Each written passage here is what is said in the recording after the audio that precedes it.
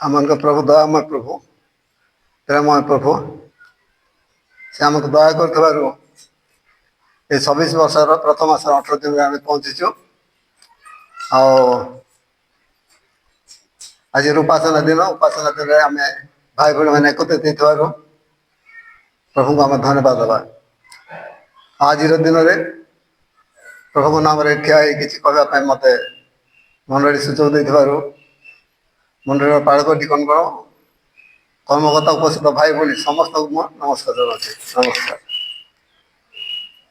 प्रभु आमको दया करते 2025 वर्ष देते 2025 वर्ष किपर आम काटिचु आम समस्ते जानूँ। 2025 वर्ष अनेक आम प्रार्थना थिला अनेक विषय आम व्यक्तिगत परिवार अनेक प्रार्थना उत्तर आम पाइचु अनेक प्रार्थना उत्तर पाइना। अनेक परिवार शांति सुख आनंद आसी पहुंची ता विपरीत अनेक परिवार दुख मृत्यु जंत्रणा समस्या रोग व्याधि आसी पहुंची से सब आम समूह दूरे चली जाइए से सब आमको कहानी पर लगुव आम किपर 2025 वर्ष काटिचु आम समस्ते व्यक्तिगत आम समस्ते भल भाव जानू। प्रभु 2025 वर्ष देते किपर प्रभु को नहीं मत जीवन काटिचु आम समय आम प्रत्येक व्यक्तिगत प्रत्येक जानू। आम दिन सब कथित कहानी पर चली जाए से सब आम बहुमूल्य थिला कि सब आम बिना मूल्य व्यय कर देचु। से सब समय आम खोजिला पाई पार ना एबे आमको 2026 वर्ष प्रभु देते 2026 वर्ष आम व्यक्तिगत जीवन में पारिवारिक जीवन में विभिन्न समस्या अनेक सुख आनंद खुशी आम प्रार्थना रही से सुखरे शांति वर्ष चली जाओ बोलिक सहित दुख कष्ट जंत्रणा समस्या मृत्यु रही आम जानूनु। आम समस्त सुख आनंद जीवन में चाहूँ दुख कष्ट समस्या रोग व्याधि आम के चाहूँ। गत वर्ष मन पकड़ा किए के रोग पड़ू समस्या पड़ू केते मृत्यु क्या परिवार आसी पहुंची जो दुख एपर्यंत केते मन रू जा से सब मन को आसुव शरण आसुव एवं आम नुआ वर्ष देखीचु बोली आनंद कर खुशी हो से सब समय आम बीतई देचु। आम जीवन प्रत्येक समय अति मूल्यवान ता अति बहुमूल्य से सब समय प्रभु आमको देते आम बिना मूल्य हर देचु। मुझे कहूँ आउ थे कहूँ जड़े बालक पाखे गोटे झुली मुणा था से गोटे बाटुरी धनु धरिकी बुलूला आते पथर रखी से पथर से बाटुरी धनु से गचर बस चढ़ई मान से मारुचे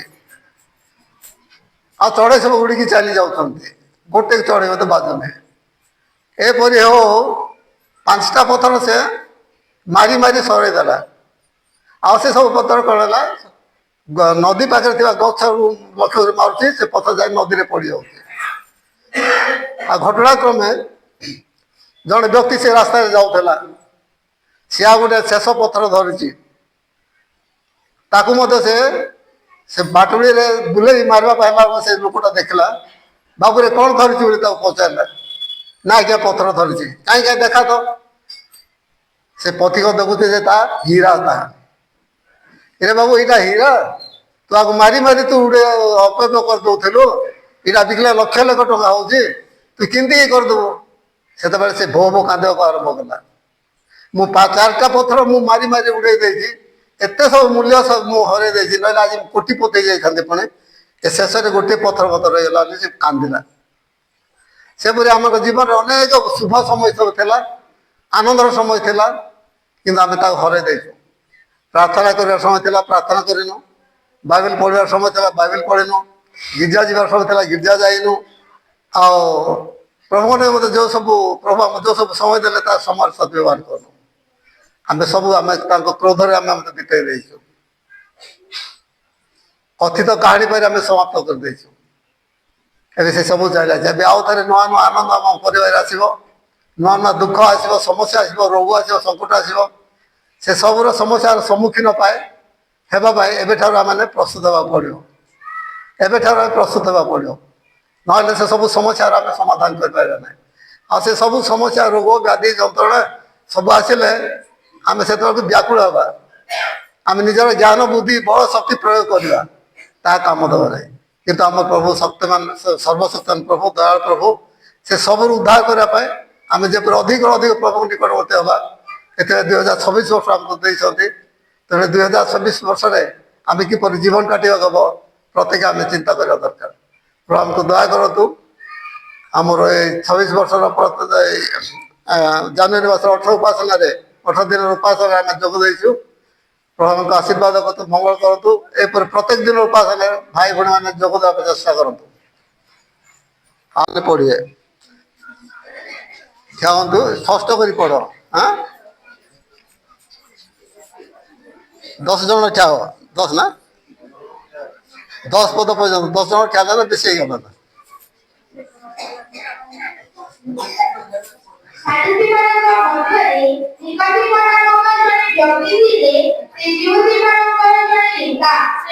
ସମୟରେ ଯୀଶୁଙ୍କ ନିକଟକୁ ଆସି ତାହାଙ୍କୁ କହିଲେ, ହେ ଗୁରୁ, ଆପଣ ତ ଈଶ୍ୱରଙ୍କ ଠାରୁ ଅଗତ ଗୁରୁ, ଏ ଆମ୍ଭେମାନେ ଜାଣୁ, କାରଣ ଆପଣ ଏ ଯେଉଁ ସମସ୍ତ ଆଶ୍ଚର୍ଯ୍ୟ କର୍ମ କରୁଅଛନ୍ତି, ଈଶ୍ୱର ସଙ୍ଗରେ ନଥିଲେ ସେହି ସବୁ କେହି କରିପାରେ ନାହିଁ। ଯୀଶୁ ତାଙ୍କୁ ଉତ୍ତର ଦେଲେ, ସତ୍ୟ ସତ୍ୟ ମୁଁ ତୁମକୁ କହୁଅଛି, ପୁରାତନ କହିଲେ କେହି ଈଶ୍ୱରଙ୍କ ରାଜ୍ୟ ଦେଖିପାରେ ନାହିଁ। ନିକୋଦିମ ତାହାଙ୍କୁ ପଚାରିଲେ, ବୃଦ୍ଧ ଏ ମନୁଷ୍ୟ କି ପ୍ରକାର ଜନ୍ମ ହୋଇପାରେ? ସେ କଣ ଦ୍ୱିତୀୟ ଥର ଆପଣା ମାତାର ଗର୍ଭରେ ପ୍ରବେଶ କରି ଜନ୍ମ ହୋଇପାରେ? ଯୀଶୁ ଉତ୍ତର ଦେଲେ, ସତ୍ୟ ସତ୍ୟ ମୁଁ ତୁମମାନଙ୍କୁ କହୁଅଛି, ଜଳ ଓ ଆତ୍ମାରୁ ଜନ୍ମ ନ ହୋଇଲେ କେହି ଈଶ୍ୱରଙ୍କ ରାଜ୍ୟରେ ପ୍ରବେଶ କରିପାରେ ନାହିଁ। ମାଂସରୁ ଯାହା ଯାହା କଥା ମାଂସ, ପୁଣି ଆତ୍ମାରୁ ଯାହା ଯାହା କଥା ଆତ୍ମା। ତୁମମାନଙ୍କୁ ଅବଶ୍ୟ ପୁନର୍ବାର ଜନ୍ମିବାକୁ ହେବ ବୋଲି ମୁଁ ଯେ ତୁମକୁ କହିଲେ, ଏଥିରେ ଚମତ୍କୃତ ହୁଅ ନାହିଁ। ବାୟୁ ଯେଉଁ ଦିଗରେ ଇଚ୍ଛା କରେ ସେହି ଦିଗରେ ବହେ, ଆଉ ତୁମେ ତାହାର ଶବ୍ଦ ଶୁଣିଥାଅ, କିନ୍ତୁ ତାହା କେଉଁଠାରୁ ଆସେ ପୁଣି କେଉଁଠାରୁ ଯାଏ ତାହା ଜାଣ ନାହିଁ। ଆତ୍ମାଙ୍କ ଠାରୁ ଜାତ ପ୍ରତ୍ୟେକ ଲୋକ ସମସ୍ତେ ସେହି ପ୍ରକାର। ନିକୋଦିମ ତାହାଙ୍କୁ ଉତ୍ତର ଦେଲେ, ଏହି ସବୁ କିପରି ହୋଇପାରେ? ଯୀଶୁ ତାଙ୍କୁ ଉତ୍ତର ଦେଲେ, ତୁମେ ଇସ୍ରାଏଲର ଜଣେ ପୁରୁଷ ସୁଦ୍ଧା କଣ ଏହି ସବୁ ବୁଝୁନାହ? 11 ପଦରୁ ଭାଇମାନେ ପଢ଼ନ୍ତୁ।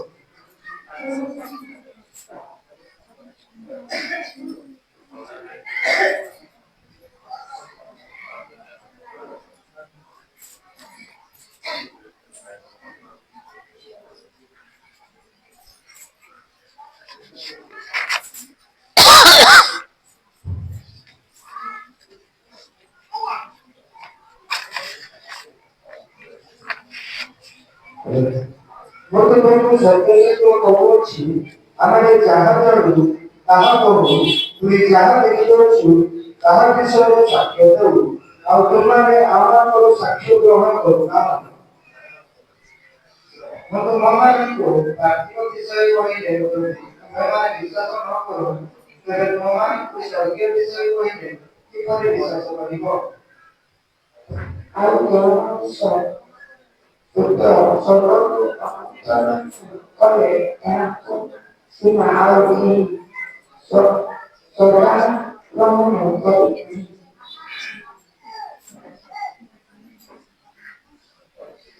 ପୁଣି ମଶା ସେଇ ପ୍ରକାର ଅନ୍ତରରେ ସର୍ପକୁ ଉଦ୍ଧକୁ ଉଠାଇ ମନୁଷ୍ୟ ପୁତ୍ର ଅବଶ୍ୟ ସେଇ ପ୍ରକାର ଉଦ୍ଧକୁ ଉଠାଇଛି।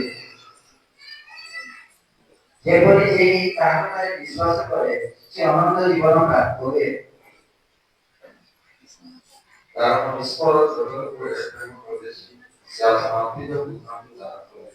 ଯେପରି ଯେ ତାହାକୁ ବିଶ୍ୱାସ କରେ ସେ ବିନାଶ ନ ଅନନ୍ତ ଜୀବନ ପ୍ରାପ୍ତ ହୁଏ। ଧନ୍ୟବାଦ। ଏ ଅଂଶ ଆମେ ସବୁବେଳେ ପଢିଛୁ। ଏହା ନ ଜାଣିବା ଲୋକ ପ୍ରାୟ ଆମ ଭିତରେ କେହି ନାହାନ୍ତି, ସମସ୍ତେ ଆମେ ଜାଣିଛୁ। ଆଉ ବିଶେଷ କରି ଯୀଶୁ ଜନ୍ମଦିନ ସୁନାପଦ ଆଗରେ ବେଶୀ କହନ୍ତି ଏଇ କଥା। ଏଠାରେ ଆମେ କାହା କାହା ବିଷୟରେ ପଢିଲୁ? ନିକୋଦିମ ଓ କଥାବାର୍ତ୍ତା ବିଷୟରେ ଆମେ ପଢିଲୁ। ନିକୋଦିମ ଯୀଶୁଙ୍କ ସହିତ ସାକ୍ଷାତ କରି କଥାବାର୍ତ୍ତା କରିବା ପାଇଁ ଇଚ୍ଛା କରୁଥିଲେ। ଆଉ ସେ ରାତ୍ରି କାଳରେ ଗଲେ ଯୀଶୁଙ୍କ ନିକଟକୁ। ମୁଁ ଭାବୁଛି ଯୀଶୁ ସକାଳରୁ ସନ୍ଧ୍ୟା ପର୍ଯ୍ୟନ୍ତ ବ୍ୟସ୍ତ ଥିଲେ। ସକାଳ ପାଇଲା ବେଳକୁ ହଜାର ହଜାର ସଂଖ୍ୟକ ଲୋକମାନେ ତାଙ୍କ ଚାରିପଟ ଜମା ହେଇଯାଉଥିଲେ ତାଙ୍କର କଥା ଶୁଣିବା ପାଇଁ, ଆରୋଗ୍ୟ ପାଇବା ପାଇଁ, ଅଦ୍ଭୁତ କର୍ମ ଦେଖିବା ପାଇଁ। ବିଭିନ୍ନ ଭାବରେ ହଜାର ହଜାର ସଂଖ୍ୟକ ଲୋକ ଯୀଶୁଙ୍କ ଚାରିପାଖେ ଘେରି ଯାଉଥିଲେ। ତେଣୁ ନିକୋଦିମ କଣ କଲେ? ଏ ଗହଳି ଭିତରେ ଯାଇ ଯୀଶୁଙ୍କ ସହିତ କଥାବାର୍ତ୍ତା କରିବାକୁ ଇଚ୍ଛା କରୁନଥିଲେ ପରା, ମୁଁ ଭାବୁଛି। ଆଉ ଯୀଶୁଙ୍କ ସହିତ ଏକୁଟିଆ ସାକ୍ଷାତ କରି ଯୀଶୁଙ୍କୁ ତାଙ୍କର ମନର କଥା ସବୁ କହିବା ପାଇଁ ସେ ଚାହୁଁଥିଲେ। ମୁଁ ଚିନ୍ତା କରିବା ପ୍ରକାରେ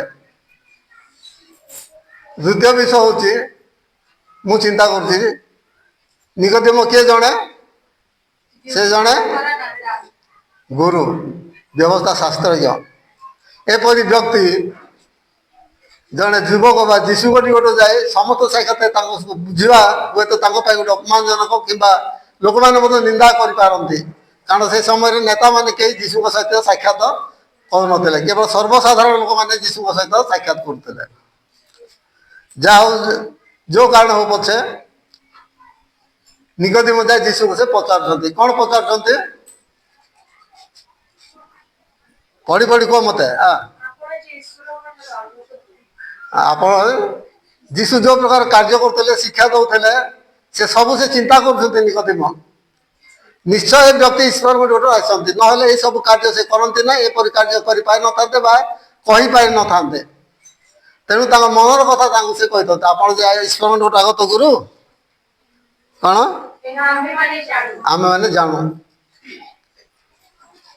ଯୀଶୁ ତାର କଥାର ଉତ୍ତର ତ ସେ ଦେଇଥାନ୍ତେ, ହଁ ମୁଁ ଈଶ୍ୱରଙ୍କ ନିକଟରୁ ଆସିଛି, ମୁଁ ମସିହ, ଏପରି ପରିଚୟ ସେ ଦେଲେ ନାହିଁ। ମାତ୍ର ତାକୁ ଯୀଶୁ ବିପରୀତ କଥା କହୁଛନ୍ତି। କଣ କହୁଛନ୍ତି? ଯୀଶୁ ତାଙ୍କୁ ଉତ୍ତର ଦେଲେ, ମୁଁ ତୁମକୁ କହୁଛି, ପୁନର୍ବାର ଜନ୍ମ ନହେଲେ କେହି ଈଶ୍ୱରଙ୍କ ରାଜ୍ୟ ଦେଖିପାରେ ନାହିଁ। ବିପରୀତ କଥା ଯୀଶୁ ତାଙ୍କୁ କହିଲେ। ପୁନର୍ବାର ଜନ୍ମ ନହେଲେ କେହି ଈଶ୍ୱରଙ୍କ ରାଜ୍ୟ ଦେଖିପାରେ ନାହିଁ। ନିକୋଦିମର କଥା କଣ ଥିଲା? ଯେ ଆପଣ ଏଇନିକ ଈଶ୍ୱରଠୁ ଆସନ୍ତି, ତେଣୁ ଏସବୁ ଆଶ୍ଚର୍ଯ୍ୟକର୍ମ କରୁଛନ୍ତି। ଯୀଶୁ ତାକୁ ଅଲଗା କଥା କହୁଛନ୍ତି। ସତ୍ୟ ସତ୍ୟ ମୁଁ ତୁ କହୁଛି, ପୁନର୍ବାର ଜନ୍ମ ନହେଲେ କେହି ଈଶ୍ୱରଙ୍କ ରାଜ୍ୟ ଦେଖିବାକୁ ହେଲେ ପୁନର୍ଜନ୍ମ ନିତାନ୍ତ ଦରକାର।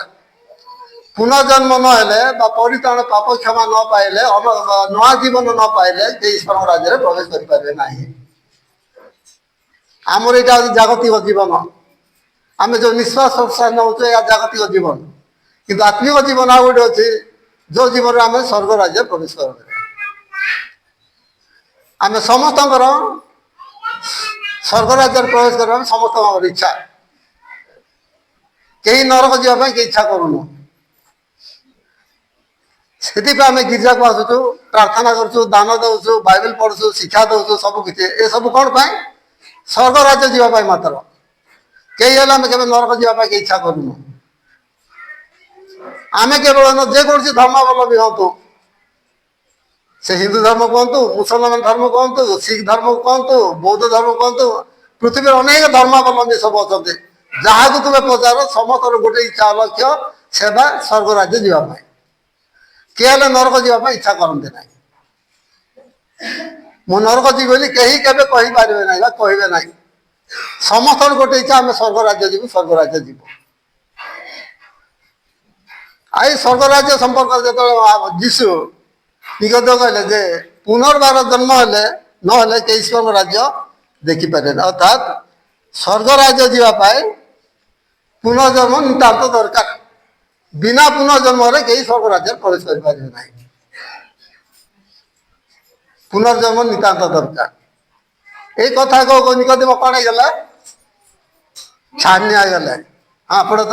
ନିକୋଦିମ ତାହାଙ୍କୁ ପଚାରିଲେ ନିକୋଦିମ ତାହାଙ୍କୁ ପଚାରିଲେ ବୃଦ୍ଧ ହେଲେ ମନୁଷ୍ୟ କି ପ୍ରକାର ଜନ୍ମ ହୋଇପାରେ ମନୁଷ୍ୟ କିପରି ଜନ୍ମ ହେଇପାରେ? ସେ କଣ ଦ୍ୱିତୀୟ ଥର ସେ କଣ ଦ୍ୱିତୀୟ ଥର ଆପଣ ମାତାର ଗର୍ଭରେ ପ୍ରବେଶ କରି ଜନ୍ମ ହେଇପାରେ? ଯୀଶୁ ଯେତେବେଳେ ପୁନର୍ଜନ୍ମର କଥା କହିଲେ, ଏତେ ବଡ ଗୁରୁ, ଏତେ ବଡ ବ୍ୟବସ୍ଥା ଶାସ୍ତ୍ରଜ୍ଞ, ସେ ଛାନିଆ ହେଇଗଲେ, ଅବାକ ହେଇଗଲେ। ଯୀଶୁ ଏଇଟା କି ପ୍ରକାର କଥା କହୁଛନ୍ତି? ପୁନର୍ଜନ୍ମ ଅର୍ଥାତ ନୂଆ ଆଉ ଥରେ ଜନ୍ମ ହେବାକୁ ପଡିବ କି ମା ଗର୍ଭକୁ ଯାଏ? ଯୀଶୁଙ୍କର କଥା ସେ ବୁଝିବାକୁ ପାରିଲେ ନାହିଁ। ନିକୋଦିମ ଜଣେ ବ୍ୟବସ୍ଥା ଶାସ୍ତ୍ରଜ୍ଞ, ସେ ମୂଷା ଲିଖିତ ପାଞ୍ଚ ପୁସ୍ତକ ଭଲ ଭାବେ ଜାଣିଛନ୍ତି। ଭାବବାଦୀ ମାନଙ୍କ ପୁସ୍ତକ ମଲାକି ପୁସ୍ତକ ସେ ଭଲ ଭାବେ ଜାଣିଛନ୍ତି। ସେ ଲୋକମାନଙ୍କୁ ବ୍ୟବସ୍ଥା ପୁସ୍ତକ ସବୁବେଳେ ବୁଝାଇ ଦଉଛନ୍ତି, କିପରି କଲେ ସ୍ୱର୍ଗ ରାଜ୍ୟ ଯିବ, କିପରି ସ୍ୱର୍ଗ ରାଜ୍ୟ ଯିବ, କିପରି ଧାର୍ମିକ ହେବ, କି ପବିତ୍ର ହେବ, ଏସବୁ ସେ ବୁଝାଇ ଦଉଛନ୍ତି ଲୋକମାନଙ୍କୁ। ଏହିପରି ଜଣେ ବ୍ୟକ୍ତି ପୁନର୍ଜନ୍ମ କଥା ସେ ବୁଝିବାକୁ ପାରୁନାହାନ୍ତି। ପୁନର୍ଜନ୍ମ କଥା ସେ ବୁଝିବାକୁ ପାରୁନାହାନ୍ତି, ଛାନିଆ ଯାଉଛନ୍ତି। କି ପ୍ରକାର କଥା କହୁଛନ୍ତି ଯୀଶୁ? ମୁଁ ଆଉ ଥରେ ମାର ଗର୍ଭକୁ ଯାଇକି ଆଉ ଥରେ କେମିତି ମୁଁ ଜନ୍ମ ହେବି ବୁଢା ହେଇଗଲା ପରେ? ସେ କିଛି ବୁଝିବା ପାରିଲେ ଯେ କି ଲୋକମାନଙ୍କୁ ବ୍ୟବସ୍ଥା ଶାସ୍ତ୍ର ବୁଝାଇ ବ୍ୟବସ୍ଥା ବିଷୟରେ ଟିକିନିକି ଭାବରେ ବ୍ୟବସ୍ଥା ପାଳନ କରୁଥିଲେ, ଜାଣିଥିଲେ, କିନ୍ତୁ ସେ ପୁନର୍ଜନ୍ମ କଥା ଜାଣିନଥିଲେ। ଆଶ୍ଚର୍ଯ୍ୟର କଥା, ଆଶ୍ଚର୍ଯ୍ୟର କଥା।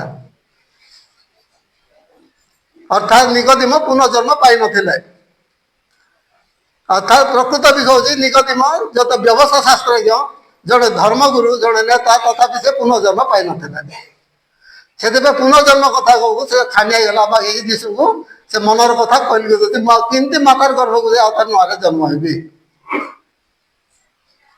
ପୁନର୍ଜନ୍ମର ଉଦ୍ଦେଶ୍ୟ ସେ ବୁଝି ପାରୁଥିଲେ। ତେଣୁ ତାକୁ ବୁଝାଇବାକୁ ଯୀଶୁ ଗୋଟେ କଥା କହିଲେ। ଯୀଶୁ ଦେଲେ, ସତ୍ୟ ସତ୍ୟ ମୁଁ ତୁମକୁ କହୁଛି, ଜଳ ଆତ୍ମାରୁ ଜନ୍ମ ଆବଶ୍ୟକ ଅଛି। ଜଣେ ଲୋକ ପୁନର୍ଜନ୍ମ ପାଇବାକୁ ହେଲେ, ସ୍ୱର୍ଗ ରାଜ୍ୟ ଯିବାକୁ ହେଲେ, ଜଳ ଏବଂ ଆତ୍ମାରୁ ଜନ୍ମ ହେବାକୁ, ତାହା ହେଉଛି ପୁନର୍ଜନ୍ମ। ଜଳ ଓ ଆତ୍ମାରୁ ଜନ୍ମ ହେବାକୁ ହେଲେ ତାହା ହିଁ ପୁନର୍ଜନ୍ମ।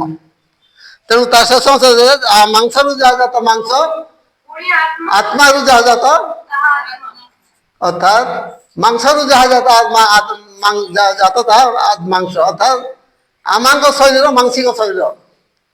ଏ ମାଂସିକ ଶରୀରରେ ମାଂସିକ ଅଭିଳାଷ ସବୁ ରହିଛି। ଆମର ସମସ୍ତଙ୍କ ଶରୀର ମାଂସିକ ଶରୀର, ଏଠାରେ ମାଂସିକ ଅଭିଳାଷ ସବୁ ରହିଛି। କିନ୍ତୁ ଯେଉଁମାନେ ଆତ୍ମାଙ୍କ ଅଭ୍ୟାସ କଣ, ସେ ଆତ୍ମା ହିଁ ଆତ୍ମାଙ୍କର କାର୍ଯ୍ୟ ସେ କରନ୍ତି। ଅର୍ଥାତ୍ ଯେଉଁମାନେ ମାଂସିକ ମାଂସରୁ ଜାତ, ସେମାନେ ପୁନର୍ଜନ୍ମ ନ ପାଇଲେ ସେମାନେ ସ୍ୱର୍ଗ ରାଜ୍ୟରେ ପ୍ରବେଶ କରିବେ। ସ୍ୱର୍ଗ ରାଜ୍ୟ ସମସ୍ତଙ୍କ ପାଇଁ। ତାହେଲେ ମାଂସରୁ ଯାହା ଜାତ ମାଂସ, ଯେଉଁମାନେ ଏଇ ପ୍ରକାର ଜୀବନ କାଟନ୍ତି, ସେମାନେ ସ୍ୱର୍ଗ ରାଜ୍ୟରେ ପ୍ରବେଶ କରିପାରିବେ ନାହିଁ। ଆମ ଶରୀରରେ କଣ ଅଛି, ଯାହାଦ୍ୱାରା ଆମେ ମାଂସ ହିଁ ଜାତ ଆମେ କରୁଛୁ, ଯାହାଦ୍ୱାରା ଆମେ ସ୍ୱର୍ଗ ରାଜ୍ୟରେ ପ୍ରବେଶ କରିବାକୁ ପାରୁନାହୁଁ। ଆମେ ସମସ୍ତେ ସ୍ୱର୍ଗ ରାଜ୍ୟ ଯିବା ପାଇଁ ଇଚ୍ଛା, କିନ୍ତୁ ଆମେ ମାଂସିକ ଶରୀରରେ ମାଂସିକ ଅଭିଳାଷ ହିଁ ଜାତ ହଉଛି, ମାଂସିକ ଇଚ୍ଛା ହିଁ ଜାତ ହଉଛି। ସେଥିପାଇଁ ଆମେ ସ୍ୱର୍ଗ ରାଜ୍ୟରୁ ଆମେ ବଞ୍ଚିତ ହୋଇଯାଉଛୁ। ସେଥିପାଇଁ ପ୍ରଭୁଙ୍କ ଦାସ ଲେଖିଲେ ପ୍ରଥମ କରନ୍ତି, ପଢନ୍ତୁ, କୋଉମାନେ ସ୍ୱର୍ଗ ରାଜ୍ୟ ଯିବେ, କୋଉମାନେ ସ୍ୱର୍ଗ ରାଜ୍ୟ ଯିବେ ନାହିଁ। ପଢନ୍ତୁ ପ୍ରଥମ କରନ୍ତି 6-9-10 ପଢନ୍ତୁ।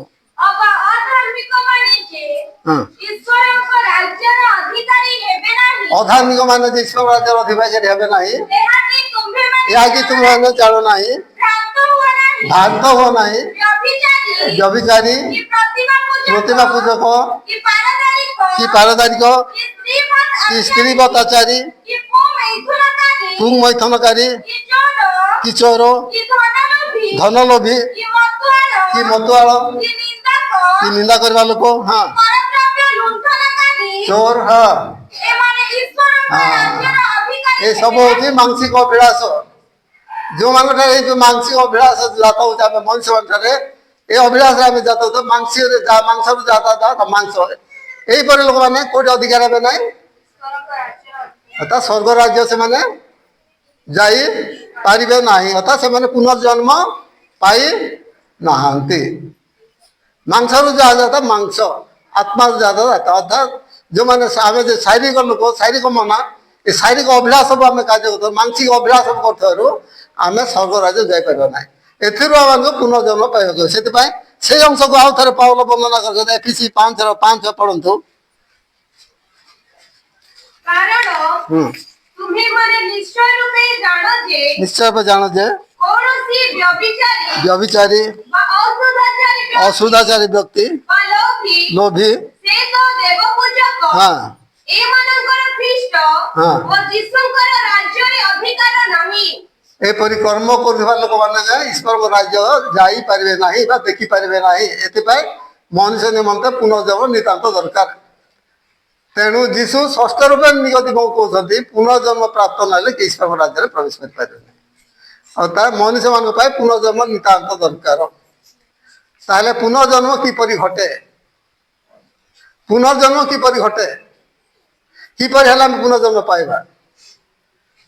ଯୀଶୁ ତ ଉଦାହରଣ ଦେଇଛନ୍ତି, ବାୟୁ କେଉଁ ଦିଗରେ ଇଚ୍ଛା କରେ ସେଇ ଦିଗରେ ଆମେ ତାର ଶବ୍ଦ ମାତ୍ର ଶୁଣୁଛୁ, ମାତ୍ର ତାହା ଆମ ଆଖି ଦେଖିପାରୁଛୁ କି ନାହିଁ? ପବନ ଆମେ ବହିବା ଦେଖୁଛୁ, ଧୀର ପବନ ବହିବାର ଅନୁଭବ କରୁଛୁ, ପ୍ରଖର ପବନ ବହିବାର ଅନୁଭବ କରୁଛୁ, ଶୀତଳ ପବନ ବହିବାର ଅନୁଭବ କରୁଛୁ, ଗରମ ପବନ ମଧ୍ୟ ଅନୁଭବ କରୁଛୁ, କିନ୍ତୁ ଆମେ କିଏ ଦେଖିପାରୁଛୁ କି? କେହି ନେଇପାରୁନୁ।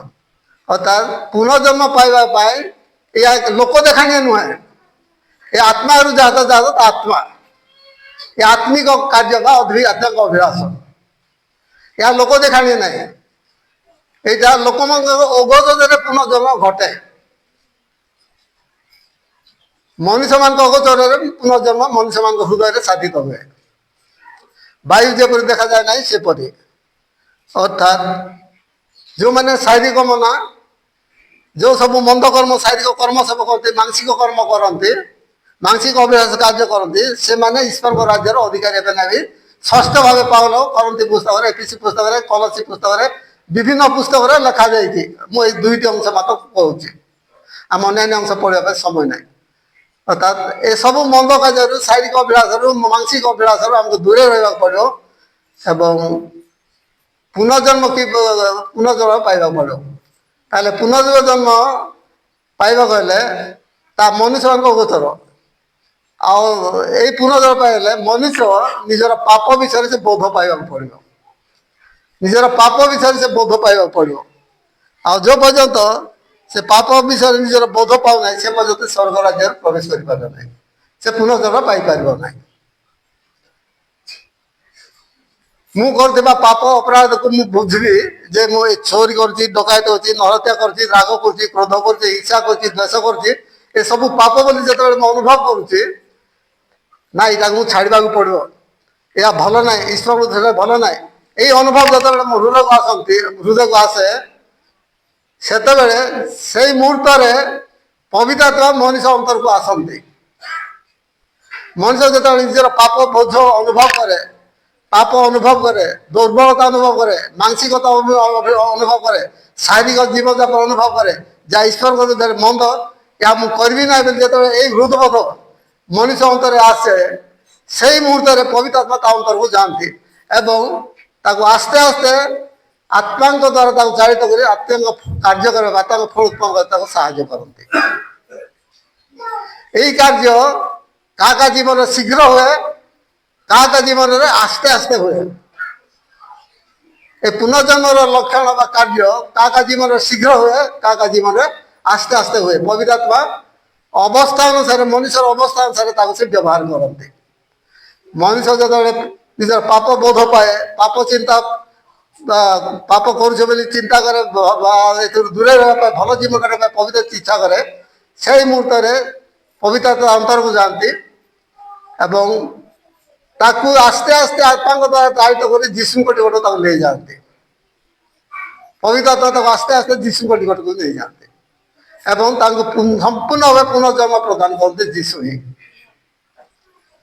ତା ଜୀବନରେ ଆସ୍ତେ ଶୀଘ୍ର ହୁଏ। ଉଦାହରଣ ସହ ମୁଁ କହିବି, ପେଣ୍ଟିକଷ୍ଟ ଦିବସରେ ଯେତେବେଳେ ପିତର ପ୍ରଚାର କରୁଥିଲେ, କେହି କେବେ ପାପର ବୋଧ ପାଇନଥିଲେ। ମୁଁ ପାପ କରୁଛି, ଅପରାଧ କରୁଛି, ଏସବୁ କରିବା ପାପ ପାପ ଏସବୁ ଅଧର୍ମ ମନ୍ଦତା ଏସବୁ ଦ୍ୱାରା ଈଶ୍ୱର ଘୃଣା ପାତ୍ର ଏସବୁ କେହି ବୁଝିପାରୁନଥିଲେ। କିନ୍ତୁ ପିତର ଯେତେବେଳେ ଶିକ୍ଷା ଦେଲେ ଯୀଶୁଙ୍କର ଜୀବନୀ, ଯୀଶୁଙ୍କର ମୃତ୍ୟୁ ଉତ୍ଥାନ ବିଷୟରେ, ସେ ସମୟରେ ହଠାତ୍ ଲୋକମାନଙ୍କ ହୃଦୟ କ'ଣ ହେଇଗଲା, ପରିବର୍ତ୍ତନ ହେଇଗଲା। ଅର୍ଥାৎ ଆତ୍ମା ସେଇ ମୁହୂର୍ତ୍ତରେ ଏଇ ପ୍ରକାର କାର୍ଯ୍ୟ କଲେ, ଲୋକମାନଙ୍କ ହୃଦୟରେ କାର୍ଯ୍ୟ କଲେ, ଲୋକମାନେ ନିଜର ଭୁଲ ବୁଝିଲେ, ନିଜର ପାପ ବୁଝିଲେ, ଅଧର୍ମ ବୁଝିଲେ, ସଙ୍ଗେ ସଙ୍ଗେ ସେମାନେ ଯୀଶୁଙ୍କ ନାମରେ ସେମାନେ ବିଶ୍ୱାସ କରି ସେଇ ମୁହୂର୍ତ୍ତରେ କେତେ ଲୋକ ବାପ୍ତିସ୍ମ ନେଲେ? 3,000 ଲୋକ ବାପ୍ତିସ୍ମ ନେଲେ।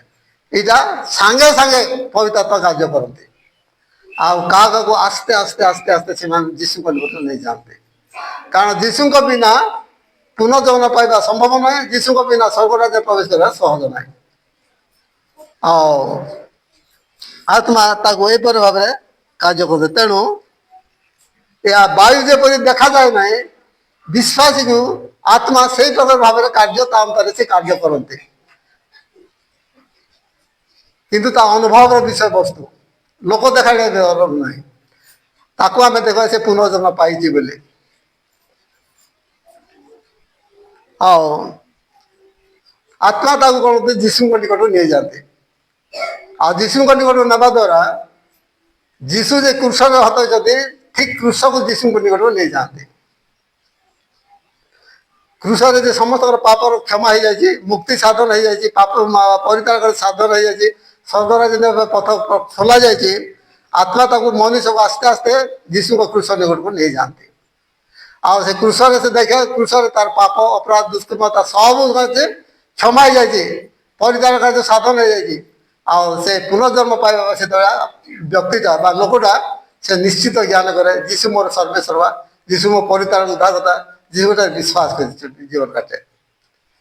ସେଥିପାଇଁ ଯୀଶୁ ଉଦାହରଣ ଗୋଟେ ଦେଲେ। କ'ଣ?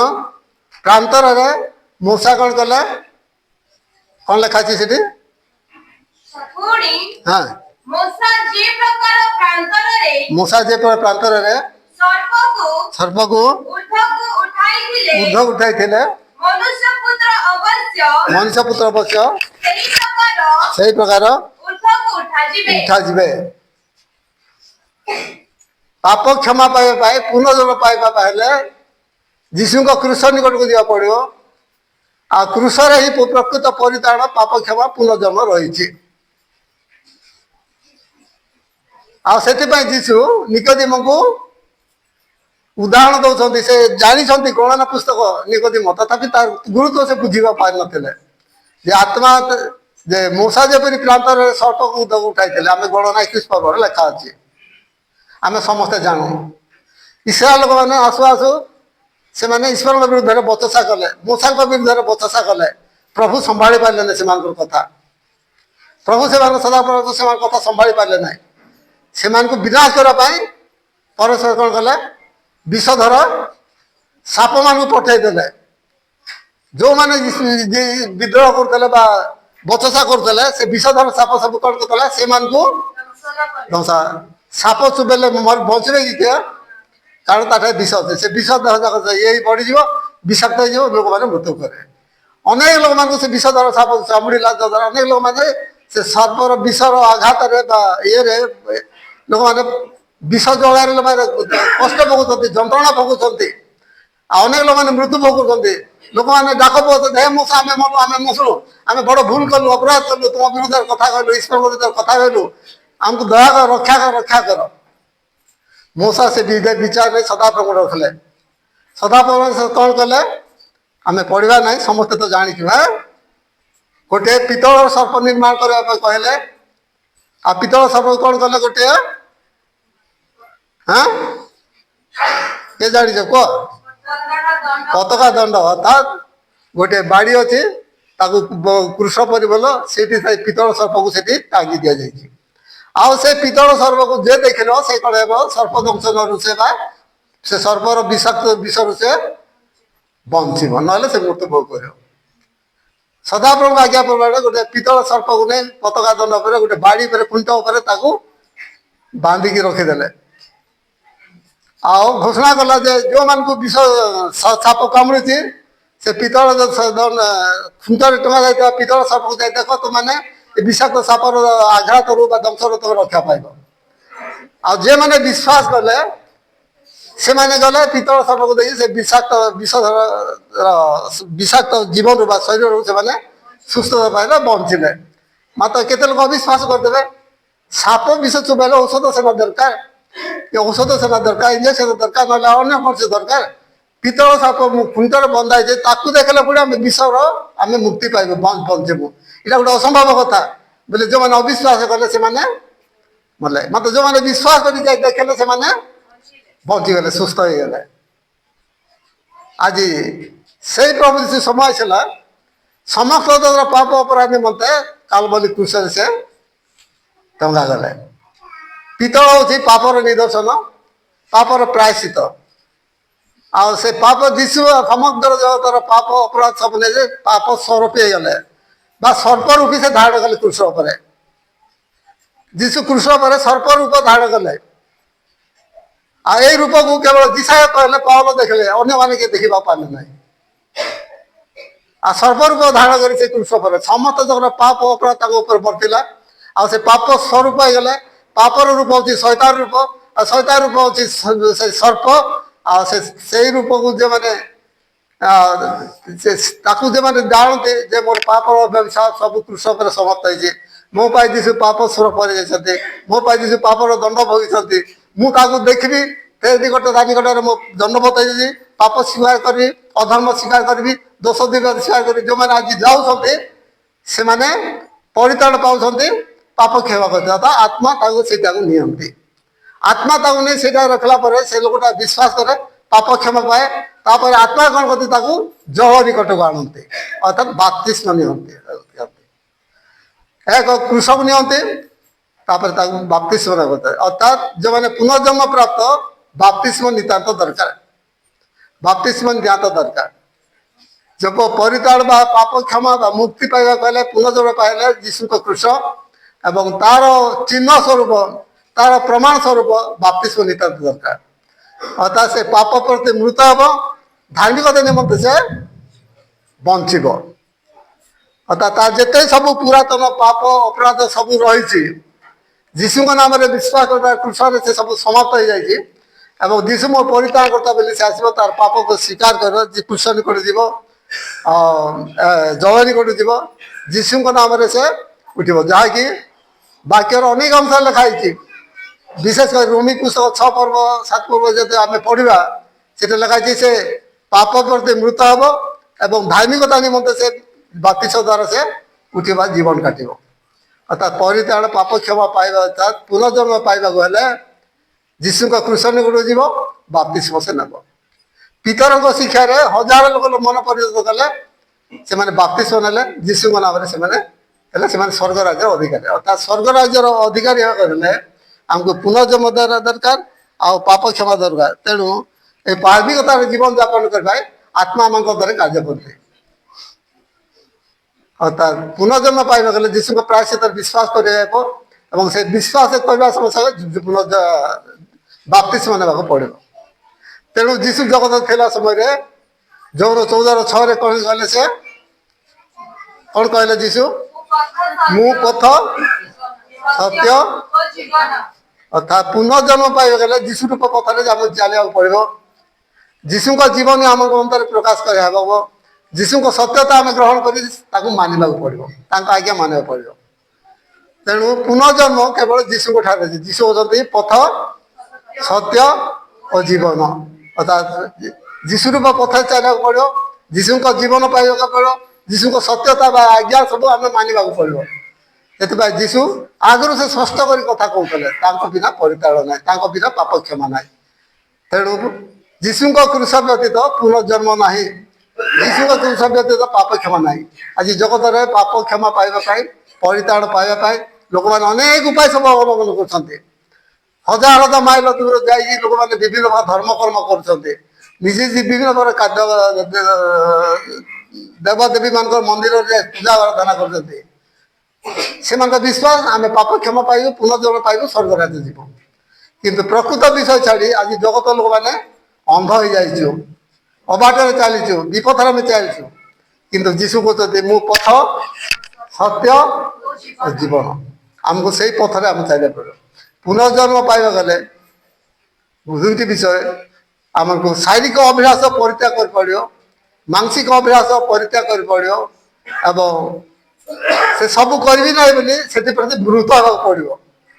ସେଥିପାଇଁ ପାଉଲ କହିଲେ ପାପ ପ୍ରତି ମୃତ ଯେ ଆମେମାନେ ଈଶ୍ୱରଙ୍କ ସହିତ ରହି ଆମେମାନେ ନୂଆ ଭାବେ ଜୀବନ କାଟିବା। ଆଉ ତାର ଆଗରୁ ରାଗ କରୁଥିଲୁ, ହିଂସା କରୁଥିଲୁ, କ୍ରୋଧ କରୁଥିଲୁ, ଆମେ ନୂତନ ଭାବେ ଆମେ ଜୀବନ କାଟିବାକୁ ପଡ଼ିବ। ଏ ପୁନର୍ଜନ୍ମ ଆମକୁ ଦରକାର। ଆମେ ଶେଷ କରିବା କଳସୀ ପୁସ୍ତକ ପଢ଼ନ୍ତୁ 3 ପର୍ବର କେତେ ଅଂଶ ଦେଖନ୍ତୁ।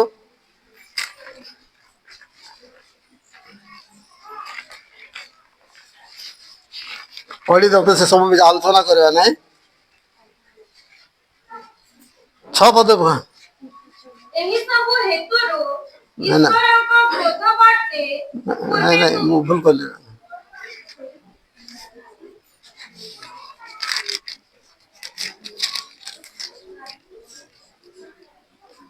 ହଁ 3 ପର୍ବର 5 ପଦ ପଢନ୍ତୁ।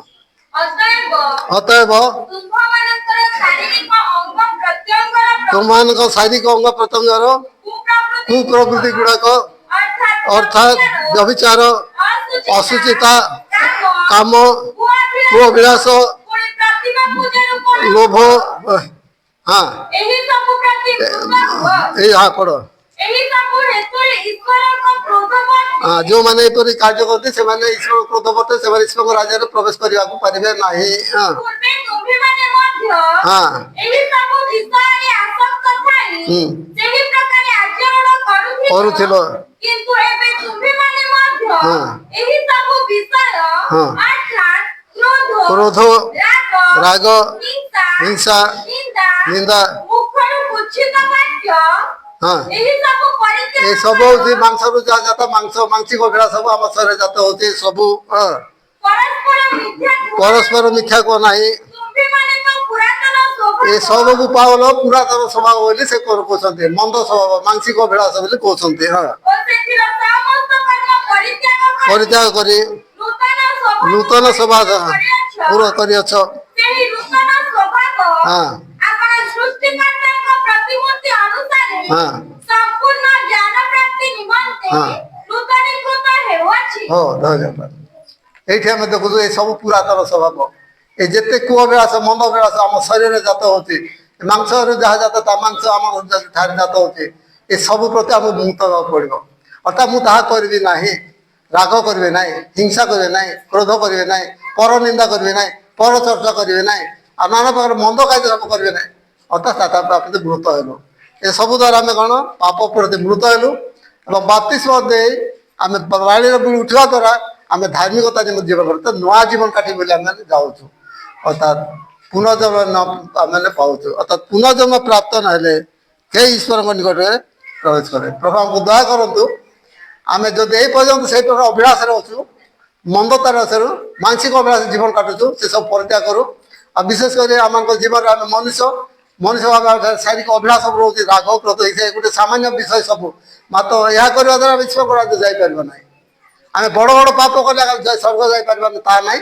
ଛୋଟ ଛୋଟ ରାଗ, କ୍ରୋଧ, ହିଂସା, ଦେଶ ଏଇ ସବୁକୁ ଛୋଟ ଛୋଟ ଶୃଗାଳ ବୋଲି କୁହାଯାଉଛି ବାକ୍ୟରେ। ଦ୍ରାକ୍ଷା କ୍ଷେତ ନାଶକ ଶୃଗାଳ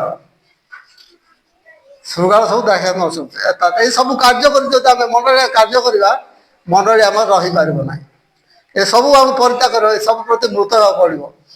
ତାହେଲେ ଯାଏ ଆମେ ନୂତନ ଭାବେ ଆଚରଣ କରିବା ଏବଂ ପୁନର୍ଜନ୍ମ ଲାଭ କରିବା ଏବଂ ସ୍ୱର୍ଗ ରାଜ୍ୟର ପରିଷ୍କାର ଅଧିକାର ପାଇବା। ତେଣୁ ପ୍ରିୟ ମଣ୍ଡଳୀ, ପ୍ରିୟ ଭାଇ ଭଉଣୀମାନେ, ଆସୁ ଯଦି ଏ ପର୍ଯ୍ୟନ୍ତ ଆମେ ପୁନର୍ଜନ୍ମ ପାଇନୁ, ଆମେ ପୁନର୍ଜନ୍ମ ଲାଭ କରିବାକୁ ଚେଷ୍ଟା କରିବା। ନିକୋଦିମ ଏତେ ବଡ଼ ଲୋକ, ଏତେ ବଡ଼ ପଣ୍ଡିତ, ଏତେ ବଡ଼ ଜ୍ଞାନୀ ଲୋକ, କିନ୍ତୁ ପୁନର୍ଜନ୍ମ କଥା ସେ ବୁଝିବାକୁ ପାରିନଥିଲେ, ଜାଣିବାକୁ ପାରିନଥିଲେ। ଆମେ ସାମାନ୍ୟ ଲୋକମାନେ ଆମେ କେତେ?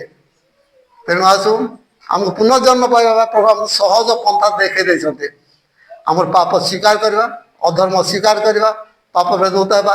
ସେଇ ମୁହୂର୍ତ୍ତେ ଆତ୍ମା ଆମକୁ ନିକଟକୁ ଆସନ୍ତି, ଆତ୍ମା ଆମକୁ ବିଶ୍ୱ କୃଷ୍ଣ ନିକଟ, ସେ କୃଷ୍ଣରୁ ଯଦି ଆତ୍ମା ଆମକୁ ଜଳ ନିକଟି ନିଅନ୍ତେ, ଆମେ ଆତ୍ମା ଏବଂ ଜଳରୁ ଜନ୍ମ ହୋଇ ଆମେ ଈଶ୍ୱରଙ୍କ ରାଜ୍ୟରେ ଆମେ ପ୍ରବେଶ କରିପାରିବା। ପ୍ରଭୁ ଆମକୁ ଦୟା କରନ୍ତୁ, ପୁନର୍ଜନ୍ମ ଆମେ ପାଇବାକୁ ସାହାଯ୍ୟ କରନ୍ତୁ, ସ୍ୱର୍ଗ ରାଜ୍ୟ ପ୍ରବେଶ କରିବାକୁ ସାହାଯ୍ୟ କରନ୍ତୁ। ଆମେ ତାଙ୍କ ସନ୍ତାନ ହେବା। ଆମେ ଯେତେ ଲୋକ ତାଙ୍କୁ ବିଶ୍ୱାସ କରୁ, ଆମେ ଆତ୍ମହତ୍ୟା ଜାଳିଦେବା ଆତ୍ମା ଆମକୁ ଈଶ୍ୱର ସନ୍ତାନ ହେବାର ଅଧିକାର ଦେଇକି ଆମକୁ କଣାଇ ଦେବେ। ପ୍ରଭୁ ସେ ହୃଦୟ ଦିଅନ୍ତୁ ଆମେ ପୁନର୍ଜନ୍ମ ପାଇବା ପ୍ରଭୁ ଆମେ ସମସ୍ତଙ୍କୁ ସାହାଯ୍ୟ କରନ୍ତୁ। ଧନ୍ୟବାଦ।